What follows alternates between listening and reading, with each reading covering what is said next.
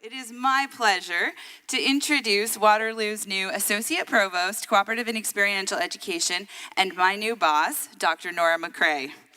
Norah is known nationally and internationally as a leader in cooperative and experiential education. Her involvement in co-op education, work-integrated learning, and community engagement spans more than 20 years, over which time she has led strategic program development and research on student engagement, work-integrated learning, and intercultural competency development. Norah has been published in the International Handbook for Cooperative and Work-Integrated Education, the International Journal of Work-Integrated Learning, Cooperative Education and Internship Association's Journal, and The World is My Classroom, International Learning, and Canadian Higher Education. In 2017, the World Association for Cooperative Education awarded Norah the Donald MacLaren Jr. Academic Award for Professional Achievement in Cooperative and Work-Integrated Education. Today, Norah will be presenting on key quality attributes for experiential learning from the institutional perspective. She will also be presenting a draft quality framework for work-integrated learning programs. Please join me in welcoming Norah.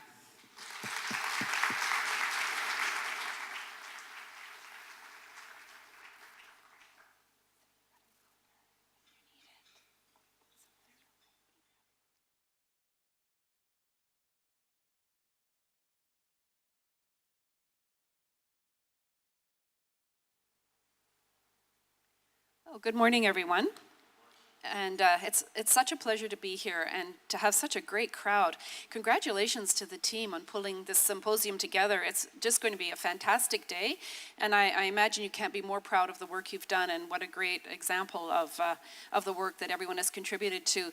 So it's a pleasure to be here and to provide my brief comments to kick off the day. Hopefully something of what I say will be helpful, and I hope that it will start a robust conversation so that we all continue to learn and grow in this space, and that Waterloo continues to show such terrific leadership, which it clearly already does. I will see how this works. Okay, I'm going to present this concept that I call the P.E.A.R, P-E.A.R, and I'm going to be talking today about this construct from the perspective of what it means for an institution to be taking on experiential learning broadly, so system-wide. So I'm going to be looking at this from the pedagogical considerations, experience, assessment, and reflection. But I want you to think of it from the lens of an institution or program level, higher level. But then I'll also show you how we use the P.E.A.R to look at specific quality indicators for experiences themselves. So we'll go through all of that, and there are some handouts on your table that you can reference later. Okay, so this is the P.E.A.R. I like to come up with things that are easy to remember. I don't know about you, but I find that, and then just beat them to death, you know. So we'll work on that today. Okay, so pedagogy. The first bit is when we think about experiential learning, as you well know, it's first and foremost pedagogical event, exercise. It's something about enhancing the educational experience, as you know, right? Lots of theory around why we do experiential learning. And from an institutional perspective, of course, the first step really is how does it fit within the overall curriculum? What's being done in terms of curricular mapping before, during, and after each of these experiences to allow them to sit within the curriculum, allow them to enhance the learning through these different modes that is already happening in the curriculum and with classroom-based experiences and the content being delivered through the classroom. This is slightly awkward, I must say, so I'm going to stand over here. Okay, so are these experiential learning events intentionally mapped out throughout the curriculum? That would be the first question. Or are they something that's really interesting happening within a course? And that's good, it's interesting and it's happening within a course. But really institutionally, the impact is much stronger if it's, of course, part of a full-on curricular approach, first, second, third, fourth year, etc. All right. The second thing are around the learning outcomes. Have the learning outcomes been identified through the experiential learning event, and how do they map onto program level learning outcomes, institution-wide learning outcomes, or other learning outcomes that you might be thinking of? And in the case of experiential learning that aligns with getting our students future ready, how do they align with some of these future ready skills that we want to be thinking about preparing our graduates for? Do the experiences help them create analytical thinking and innovation, complex problem solving? All of those things that seem to be top of mind for what the learning that we want our students to have now, and then what seems to be trending into the future, according to the World Economic Forum. So that would be a higher level consideration as well. Because if the curriculum overall is trying to reach some of these goals, then some of that will be happening in the classroom, in content, traditional classroom experiences, and some of this might be attained through the experiential learning components that you're building into the curriculum. And how do they map together and how do they fit together broadly? Okay. The other piece around pedagogy is what is going on in the curriculum that actually intentionally connects the theory to the practice. So that's a question when you're thinking about the experiential learning that you're bringing in. So again, it's not just about engaging the students and having them have a robust experience, but it's really about that intentional curricular connection. And then, and this is the tricky one, how I find it tricky, and I hope that you all have solutions to this, because I think this is something that hasn't been tackled necessarily very well, is how does the learning post that experience become reintegrated back into the curriculum?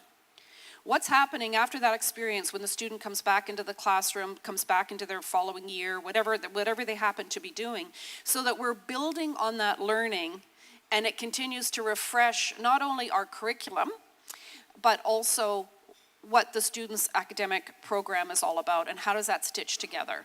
And I find, having been in this space for a long time, that what can happen is that we have these experiences that occur over here and they're set up nicely and the students go off and do them, but really that thoughtful post-experience integration piece and really building on that and allowing that to help us be a better learning organization doesn't happen necessarily as well as it could. So that would be a challenge I'd throw out there for all of the experts in the room here. How might we tackle that more intentionally? And when I think specifically of one model of experiential, the co-op model, this is something that doesn't happen very well, I would suggest. Okay, so that's pedagogy, the P at the institutional level. All right, now let's get into the E, the experience.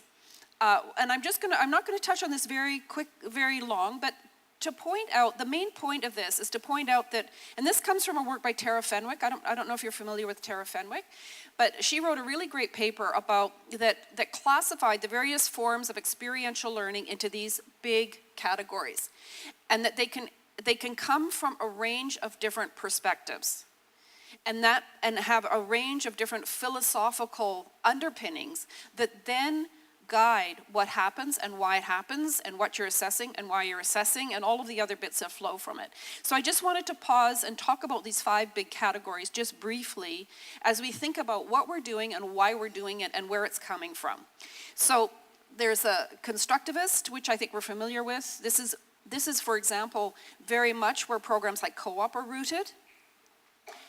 Critical cultural perspective, so a lot of the intention around critical cultural experiences are ones that expose students to questions of power and control and liberation theology, all that stuff that Freire came up with way back.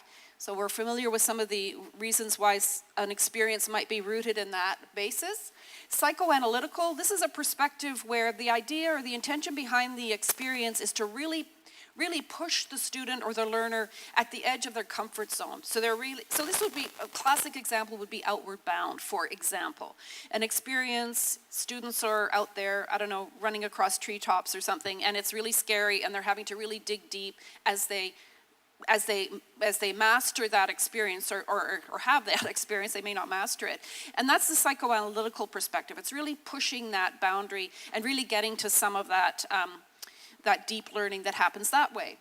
The situative experiences comes from Lavey and Wenger's work. I'm sure you're all familiar with that. That's the communities of practice, legitimate peripheral participation. This is where you have students or learners engaged initially in the periphery of a community, and as they have more experiences, they become closer and closer to the center of that community and become adopted as one of the members of the community. And part of the rationale behind these experiences is really about having students exposed to those communities, develop that professional identity, and be able to, when they graduate, be able to transition very easily into that community is one of the outcomes.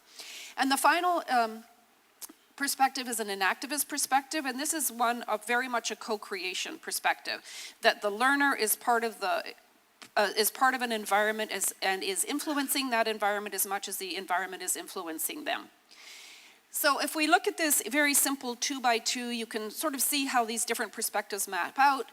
The constructivist and critical cultural perspective are very much one that sees these experiences as predominantly rational.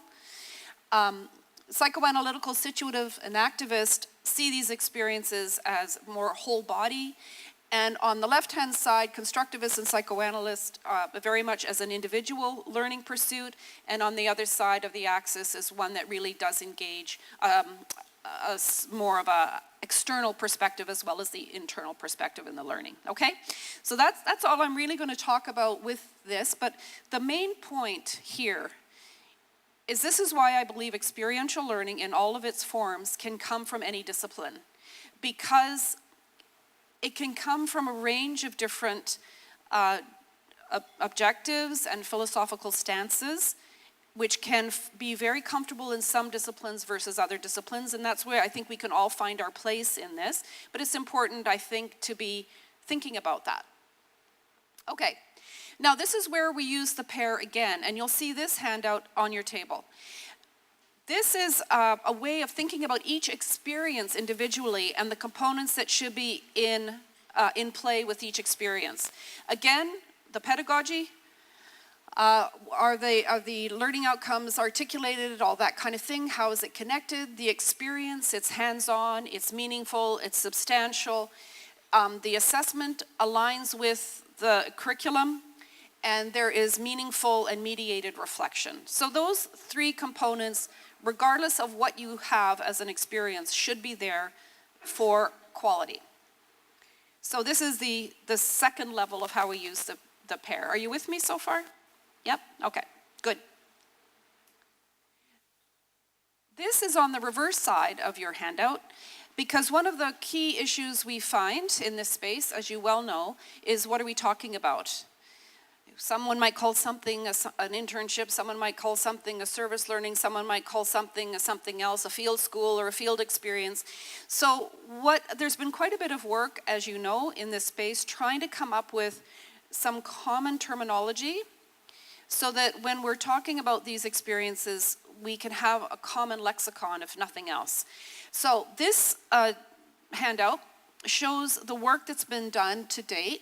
In the yellow, that is what the National Association, the Cooperative Education and Work Integrated Learning Association, has come up with the categories of work integrated learning.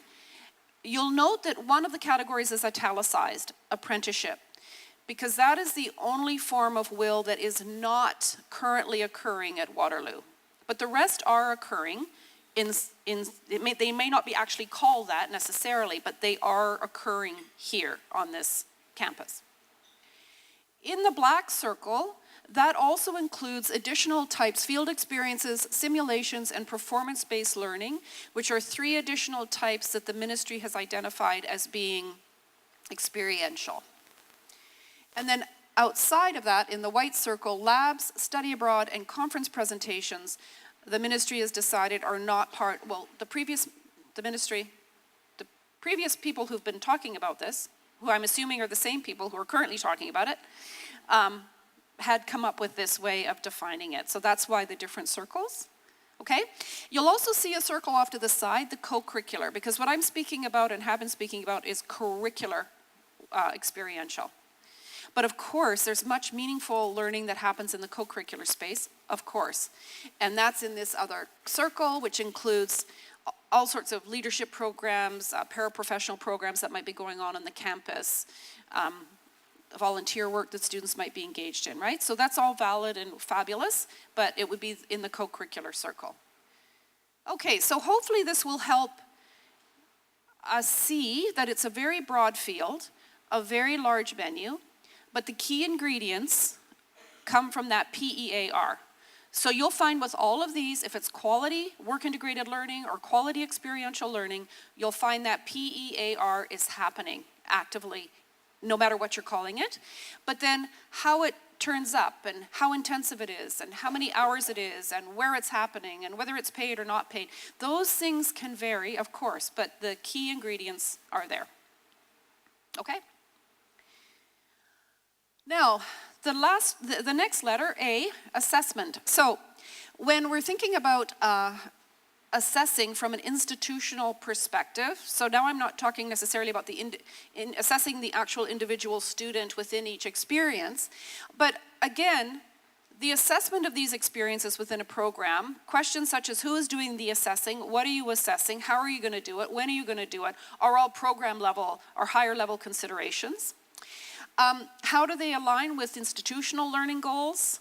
How does the data from these experiences feed up into some broader strategic vision that the institution might have for itself or for its students? And how do those pieces connect? And then the other piece is how does it connect to all existing processes such as academic reviews? Are these experiences in the experiential learning courses or activities aligned somehow with academic reviews, or in the case of programs that require accreditation, how is the data from these experiences brought into accreditation requirements? I'm thinking, are there any engineers in the room? So CEAB requirements, for example, and if there are any other accreditations, because there are lots of accreditations for different professional schools, as you well know. Now, quality considerations is another piece that we've been working on in Waterloo. And I'd like to identify Judine Preddy, who's been very involved in this project. And this is something that we thought we would share with you. It's very early stages, but we thought we would share with this group of experts as well to get your feedback on some quality considerations that we think need to be considered when we're assessing programs broadly. So I'm using the term assessing almost synonymously with program evaluation effectively at this stage, okay? All right, so we're calling this our AAA framework. Again, it'll be easy to remember. Okay, so now we're looking at this specifically from the form of work integrated learning or experiences that are engaging the community. So community engaged learning, for example, where there are 5 stakeholders. There's the student, there's the host organization or employer, there's the educator, which are all of us involved in supporting the students throughout these programs. Government has a stake in this, and institutions, so by that I mean the universities, the institution, or the post-secondary higher ed institution. So those are the stakeholders. All of those stakeholders have specific aims or goals. And they're all very different. They can be competing, they can be challenging to articulate, but understanding the aims and the goals for each stakeholder is very important. Then there are actions that occur for each of those goals to enable those goals to come to fruition. So there are specific actions within each. And then those actions are assessed, or there's some kind of achievement as a result of those actions. So those are the 3 levels, 5 stakeholders, 3 levels: aims, actions, achievements.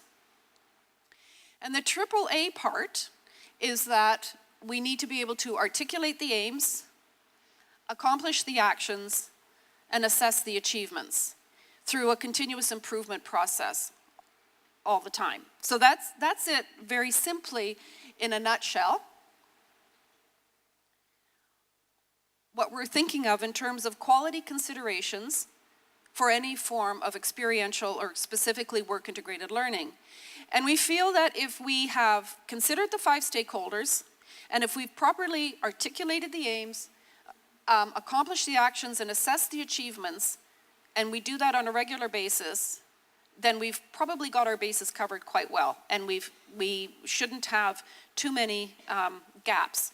But again, this is where we'd really appreciate any thoughts you have as you go through this day on what we might be missing in this and what we may also want to be considering. The plan is that Judine and her team are working on a white paper Because underneath all of these, the aims, the actions, and the assessments are, of course, a broad body of literature which supports what are best practices here.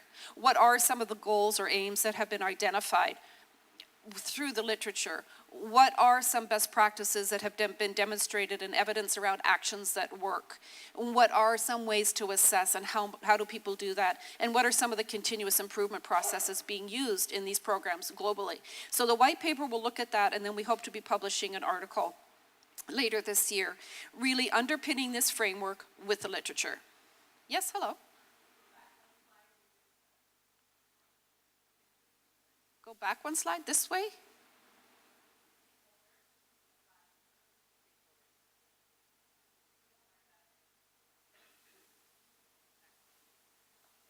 You like that? Is that what you want? Okay, I believe this is also posted on the WACE website, yeah? Okay. Okay. All right. We'll just keep chugging along here. All right. Okay, so fundamentally what that framework, these are the key questions that emerge from that framework. Regardless of the type of experiential, I believe, and regardless of the philosophy or the intention or motivation behind it, is that we should be able to answer these questions. What are the aims of your program for all stakeholders? What actions will you undertake to accomplish your aims? How will you assess your achievements? And what processes will you put in place for continuous improvement? That seems pretty straightforward. Okay. Now, reflection at the institutional level, what does that look like? And to me, reflection is really, for the institutional level, is about impact.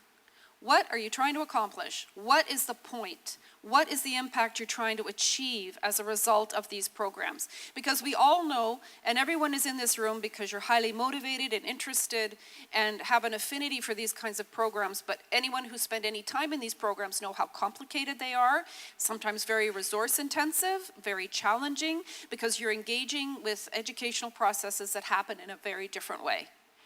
But here are some examples of impacts and some that you might want to think about. So for students, the stakeholder of students, sometimes those impacts are around employability. There's a little reference there of an article that's been written about employability outcomes as a result of these things. For curricular, some of the impact that you might be looking for is curricular renewal, curricular development. At the institutional level, it might be around program planning, recruitment, retention, other things like that. For the host organization, the impact might be around the student as innovator, the student as disruptor, the student as contributor, the student as change agent in some way or not. And for broader society, there might be some collective societal goals that we might be looking at in terms of impact for these programs. Did anyone read the Global and WIL article this morning about the role of how well Canada's doing in terms of developing an entrepreneurial ecosystem? Did anyone see that Global and WIL article today?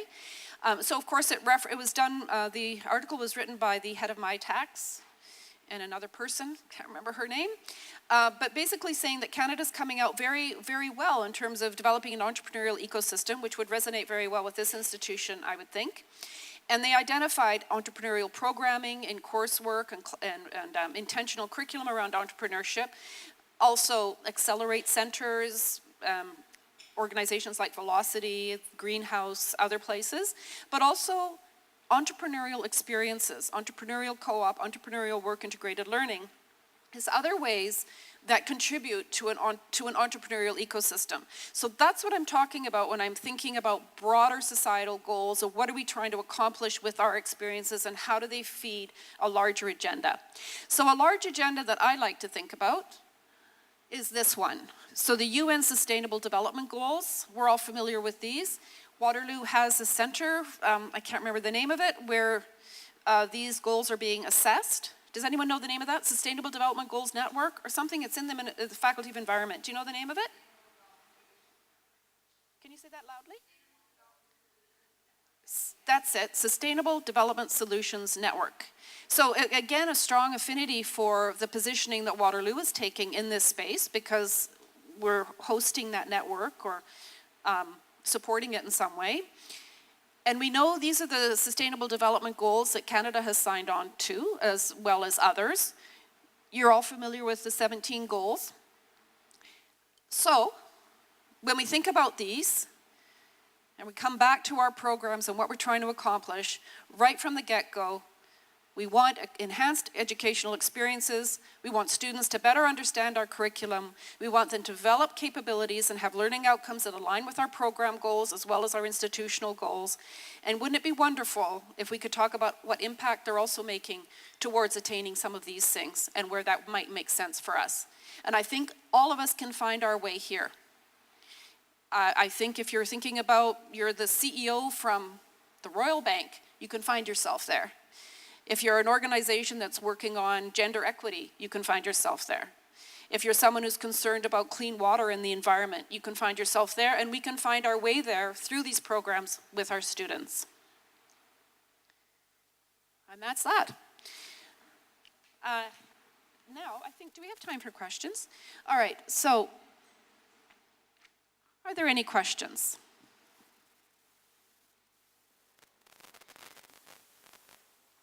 Hello, yes? Okay, thanks, Anne. Yeah, it's a bit hard to hear, really.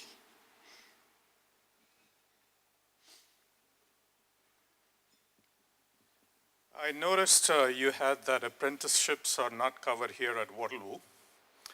I would say at the grad program level, at least, we treat our students, the graduate students at least, as apprentices to learn from, well, okay, the expert.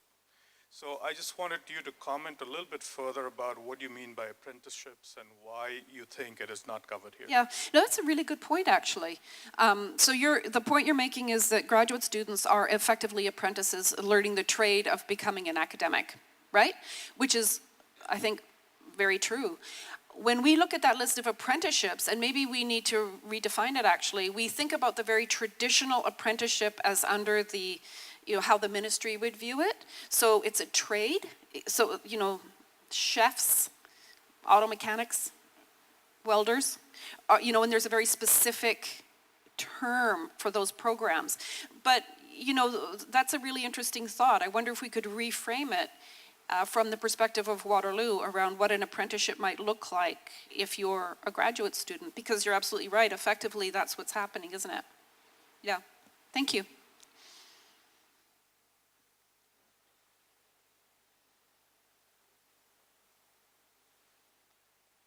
Any other questions? Well, okay. How about that? Okay. Okay, thank you so much, Norah, for sharing those perspectives.